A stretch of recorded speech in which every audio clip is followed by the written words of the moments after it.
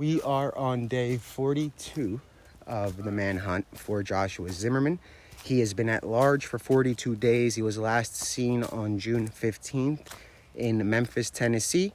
He is known to frequent Greyhound buses and other transportation that doesn't require identification.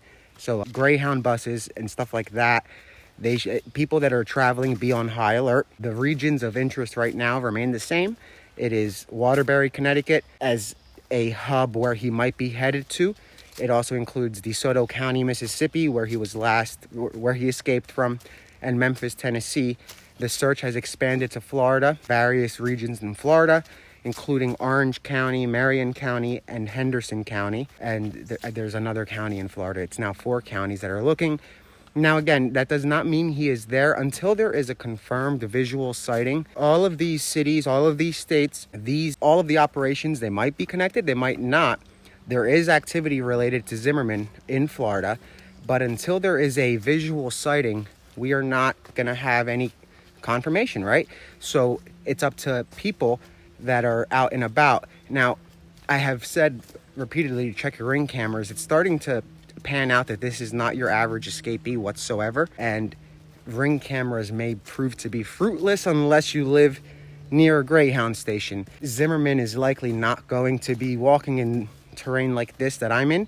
He's going to try to blend in cities. So that's the people that have to be on the lookout. If you're traveling on a Greyhound bus and you see something, don't make a scene and don't make any kind of indication that you know that the individual is wanted for escape and murder, right? You just let them essentially be and keep your eyes on them. And once the coast is clear, say he gets off the bus, that's when you pick up your phone and you immediately call 911 and you inform them.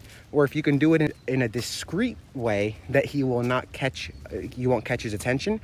You do not want Zimmerman to find out you are calling the police on him. That goes for everybody. If you're a member of the public, if you're a bus driver, if you work at a hotel, motel, do not give any indication that you're doing anything suspicious in his eyes. So if Zimmerman wants a room at a Red Roof Inn, check him in, act normal, ask if he needs anything else, let him go to his room, wish him well, tell him to call the front desk if he needs anything, and then once he gets in the room, call 911 immediately and tell them that the escapee is in the building. Do not raise any suspicion with Zimmerman standing there. It will not be good. He's considered to be armed and gravely dangerous. He is on the run from a death penalty, guys. He's facing execution as part of his sentence in Texas. So literally nothing to lose. He's going to be sentenced to death if he's found guilty in Texas. And that doesn't include the other states that he's wanted in.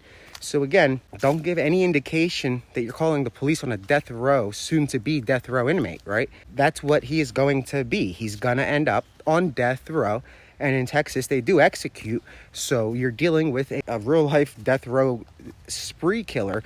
And we changed it to spree because Zimmerman doesn't have, the thing about him is his pattern is no pattern. He's psychotic. He clicks very easily. He will rape men and women. He has really no pattern. He's held a baby up as a human shield. So calling him a serial killer isn't right. It's more so a spree killer. And what a spree killer is the Andrew Cunanans of the world, the guy that executed and assassinated Versace. He was on the run for quite some time. He had killed a lover of his. He too was bisexual like Zimmerman. He killed his lover and he went on the run, and then he killed random people, right? And that kind of is, I mean, literally, it's Zimmerman now. Zimmerman goes on the run for murdering his love, apparently, and he goes to Mississippi where he tries to kill a man.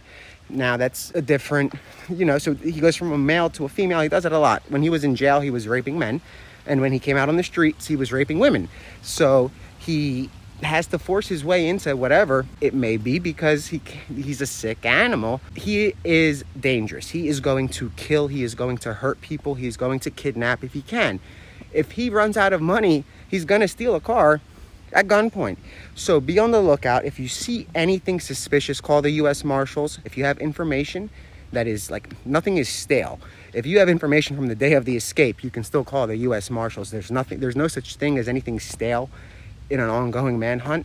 even before the escape. If you have any information about Zimmerman, his character, anything of where he may be headed, because you may know him as a friend. Just because you guys haven't talked in a while, you can still give some input to the U.S. Marshals to know a little bit more about who Zimmerman is, where he might be going. Again, Waterbury, Connecticut, be on the lookout.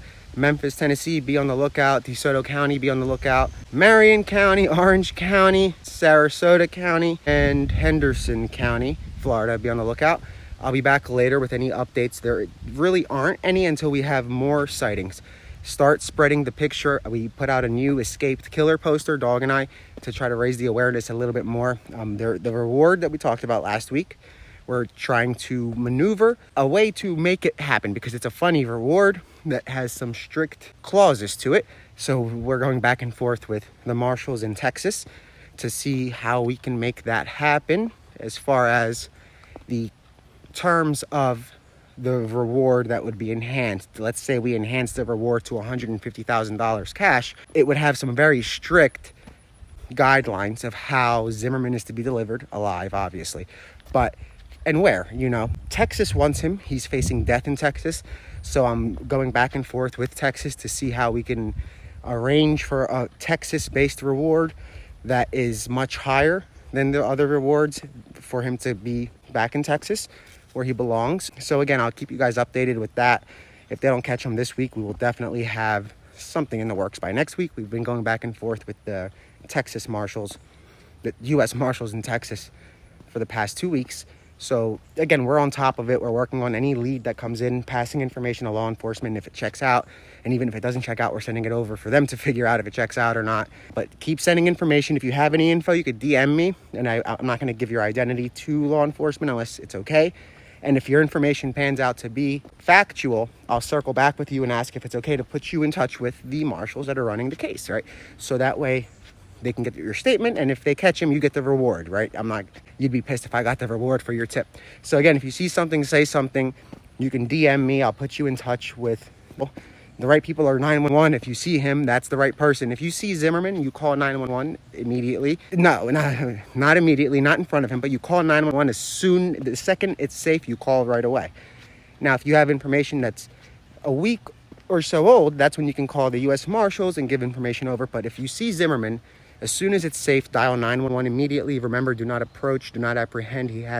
He's armed, he's dangerous, he's on the run, and he's facing the death penalty when he's convicted in Texas. So we have a death row inmate who is out and about. So again, guys, see something, say something, report suspicious activity. Keep your eyes out on Greyhound stations. If you have friends that work at Greyhound, send them the poster, and let's hope we get this guy caught. It's day 42. I'll be back later.